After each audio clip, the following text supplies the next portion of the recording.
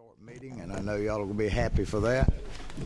To the committee members, there's a couple of bills I'm going to give y'all opportunity. If you wish to sign, you feel free to.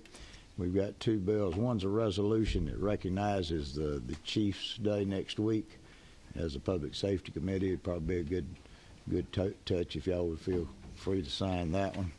The other one is the governor's criminal justice bill that we've got for any member that wants to sign that.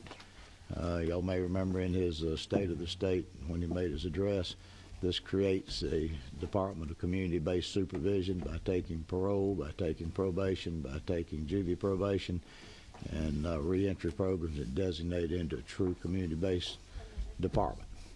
I will tell you it also clears up the bill that was vetoed last year on private probation, because it sets the parameters of private probation, what they can and can't do.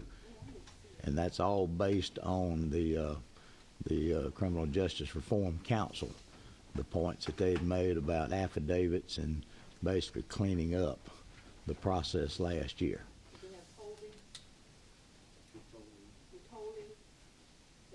The tolling is cleaned up. That goes back into the hands of the judiciary.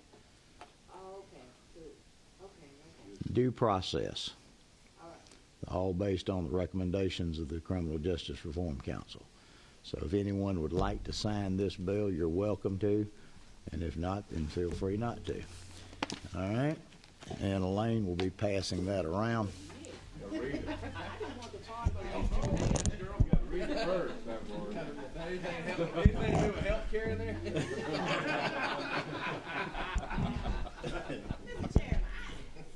Quite frankly, if you have any hesitations about signing without finding it, because it's quite a comprehensive act,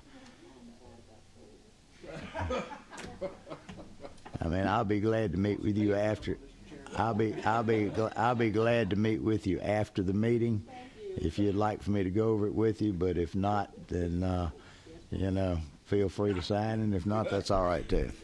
All right, ladies and gentlemen, this meeting of the House Public Safety Committee is convened. We have two bills in front of us today. One of them, at the request of the author, we're going to hold it off to next week, and that was House Bill 114 by Representative Tanner. He asked would we delay it until he's trying to work out some language with the prosecutors and others. So that means we only have one simple piece of legislation in front of us today, House Bill 172 by Representative Lunston.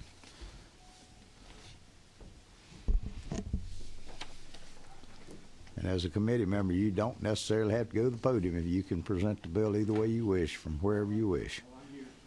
One of the benefits of being a committee member. Good afternoon, Chairman. Public Safety Committee. The bill that I bring to you today is House Bill 172, LC 410367. This bill addresses the definition of vessel as it's defined in our boating under the influence law. This bill came about when I was contacted by a local attorney about a young man who he was representing, who had been charged with boating under the influence while floating down a river in a homemade raft. I thought that this was rather unusual, but after checking with legislative counsel and also the district attorney, because of the definition here, this is possible that it could be done. So the bill you have before you sort of addresses this. It just simply seeks to exclude or change the definitions for homemade raft, and if the operative language in the bill is really lines 13 through 15. Homemade or inflatable raft means any platform which floats on the water for purposes of providing buoyancy to a person, and which renders transportation with only the aid of such person's hands, arms, legs, and feet. So it basically just excludes those categories of vehicle from the definition of vessels that would be covered by boating under the influence.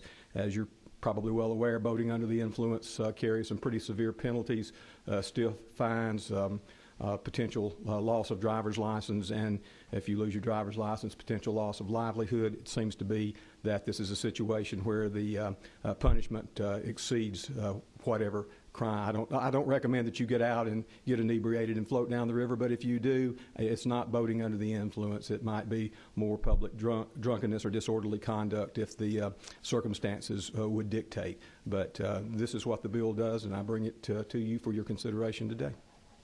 Very good. Any questions from any of the committee members? See the advantage of serving on the committee? All right. Do we have anyone here that wishes to testify or to make comment? My gosh, I can't believe it. Good bill.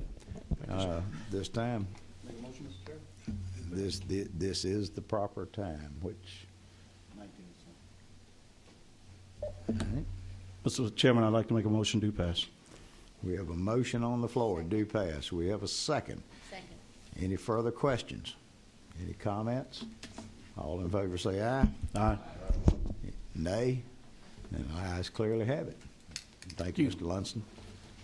Ladies and gentlemen, there's no other business before this committee, and we'll stand adjourned.